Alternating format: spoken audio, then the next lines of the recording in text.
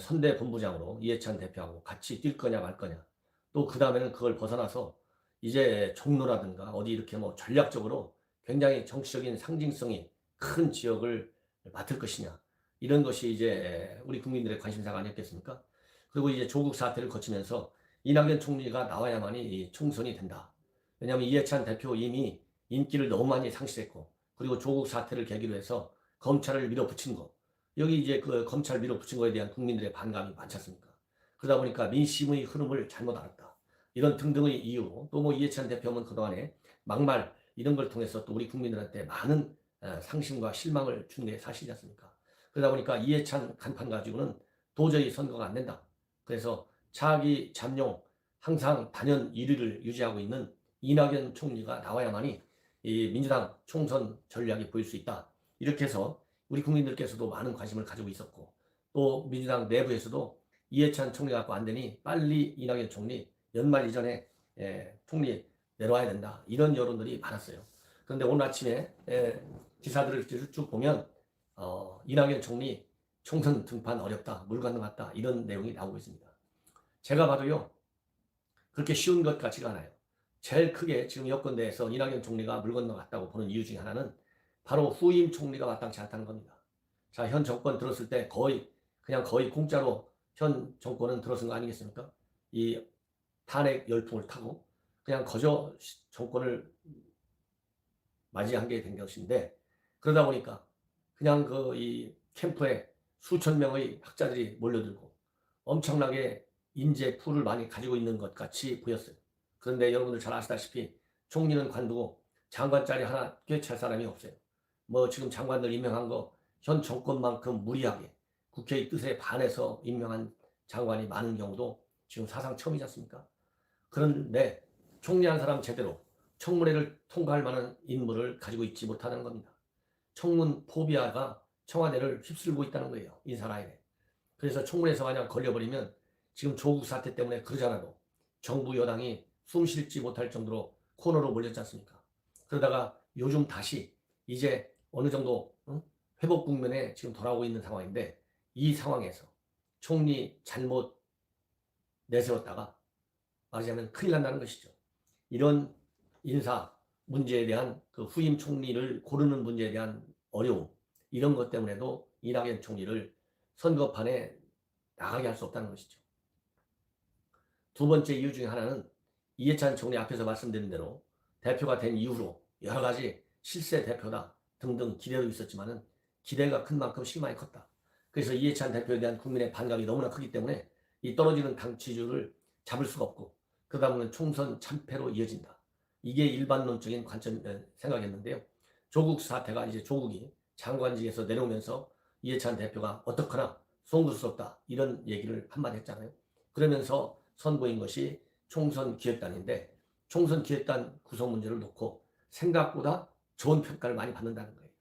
뭐 금태섭, 강훈식 이런 좀 턱턱 이렇게 누가 보더라도 그동안에 여권의 목소리와는 색다른 의견을 냈던 이런 좀 튀는 젊은 의원들을 갖다가 총선 기획단에 포진시키는 바람에 오히려 신선하고, 저런 사람이 말하자면 이제 반문이다 해가지고 날아갈 줄 알았는데 오히려 총선 기획단에 포진시키게 시켰는데, 이런 것이 오히려 이해찬 대표의 리더십 이런 데 도움을 줬다는 것이죠. 톡톡 튀는 의원들. 그러다 보니까 이제 이해찬 대표도 나름대로의 리더십을 다시 회복해서 국민들에게 신선한 감을 줄 수 있다. 뭐 신선한 감이라기보다도 이해찬이가 살아있구나. 이해찬이가 전국 정황 이 정세 판단에 문제가 있는 것이 아니구나. 이러한 신뢰를 여권 내에 보여줄 수 있다는 겁니다. 더더욱이 이해찬 대표의 이 어떻든 육선 아니에요? 육선. 이러다 보니까 이해찬 대표만큼 또 이 정치 구단이 없는 거예요.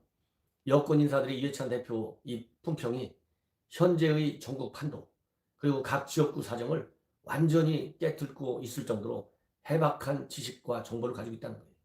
이러다 보니까 과연 이해찬만큼 이 총선 구도 또 각 지역구 하나하나 전반적인 총선거 전략 이런 거에 관해서 이해찬이를 따라올 수 있겠느냐, 이런 또 생각도 일각에 제기되고 있다고 합니다.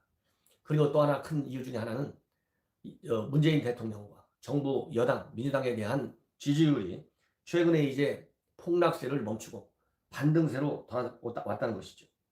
그래서 이 한국갤럽 여론조사만 보더라도 대통령 직무 수행 긍정평가가 지난주에 45%, 부정평가가 47%, 이 정도로 오름세를 보이고 있고, 정당 지지도도 민주당이 41%, 자유한국당이 23% 이렇게 크게 앞서 나가고 있다는 것이죠. 그렇기 때문에 이제 숨 돌릴 여유를 민주당도 찾았다. 이런 평가가 나올 수 있다고 합니다. 그러다 보니까 이 이낙연 총리가 등판해야 된다. 이 얘기는 이해찬 총리가 바닥을 헤매고 있다.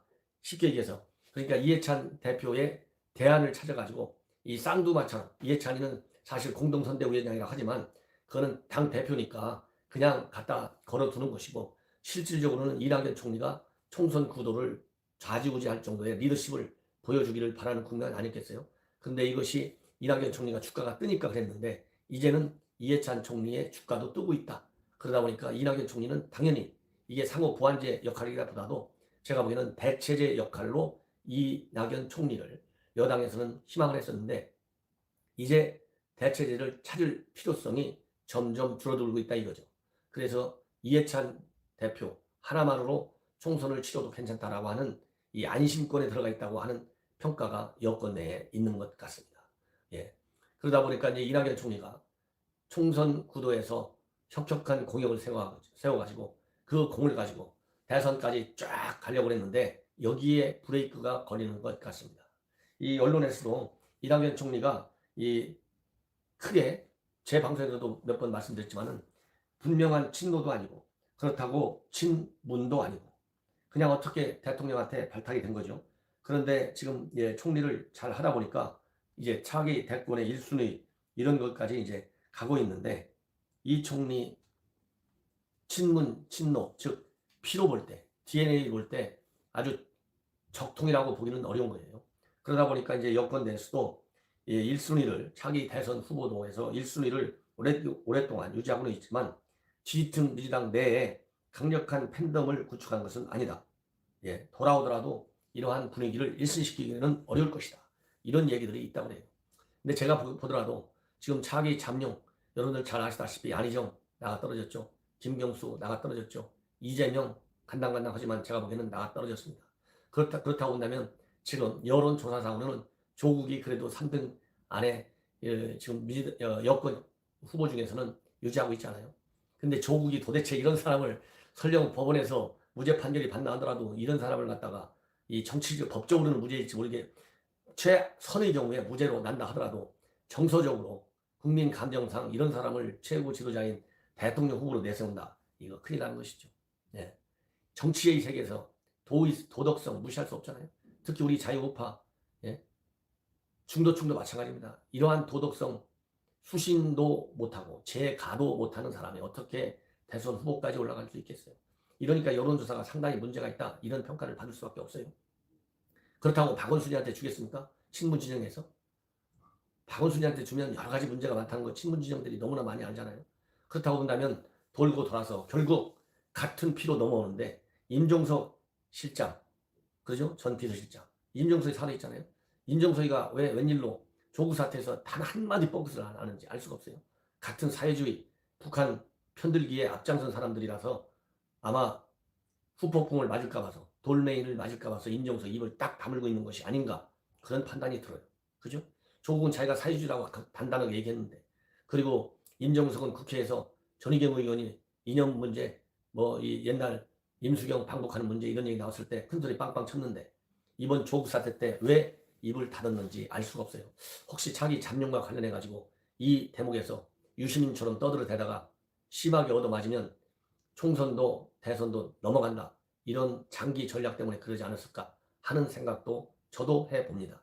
시청자 여러분들도 그런 생각 하시겠죠. 그렇잖아요. 유시민이는 이번에 혁혁한 공을 세워가지고 그 공을 가지고 차기 대선 주자 1순위를 차지하고 싶은 생각 당연히 있었겠죠. 본인이야 부인하겠지만. 저도 정치 잘 모르지만 유시민이가 어떤 사람입니까? 그렇게 어설프게 저렇게 난리치고 기고만장하겠어요? 그러나 제가 보기에는 유시민이 돌아오지 못할 다리를 건넜다. 그렇다고 한다면 겨우 지금 살아있는 사람이 임종석 전도가 피를 같이 하는 친문 친노에 가장 무서운 잠룡이 아닌가 이런 생각이 들고요. 그 다음에 지난 선거 때 잠룡 구도에 들어가다가 지금 별로 크게 보이지 않는 분들이 또 몇 명 있어요. 김부겸 의원도 있고 이런 사람들이 실질적으로 오히려 지금 지지율에서는 떨어지지만 이낙연 총리보다는 결국 정치는 피싸움 아니겠어요? 혈통을 같이 해야 되는 거 아니겠습니까? 예. 민주당인들 예외 아니죠. 아니, 지금 문재인 대통령이 누굽니까? 혈통이 노무현 대통령 혈통 아니에요? 그런 것처럼 문재인 대통령과 혈통을 함께 할 사람. 그렇다고 본다면 임종석, 유시민, 김부겸 이런 사람들이 더 앞서지. 현재 1등을 가고 있는 이낙연 총리 그리고 또 혈통은 같지만 엄청나게 얻어맞은 조국 이런 사람들한테까지는 가지 않을 것이다. 이것이 제 판단입니다. 시청자 여러분 제 논평에 공감을 하시면 제 방송 꼭 지인분들께 널리 전파해 주시기 바랍니다. 특히 반포 고속버스 터미널 지역, 그다음에 잠원동, 방배 본동과 1동, 4동에 지인분들이 계시면요. 제 방송 꼭 링크를 걸어서 많이 전파해 주시면 저에게 큰 힘이 되겠습니다. 그리고 1월 21일 오후 2시 반포 원예시장 신반포역에서 4번 출구로 나오시면 있습니다.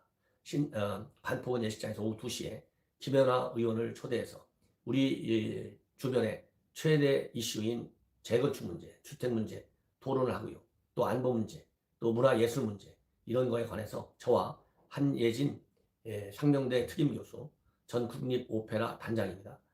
함께 토론의 장에 여러분들께서 많이 참여해 줄 것을 당부드리겠습니다. 대단히 감사합니다.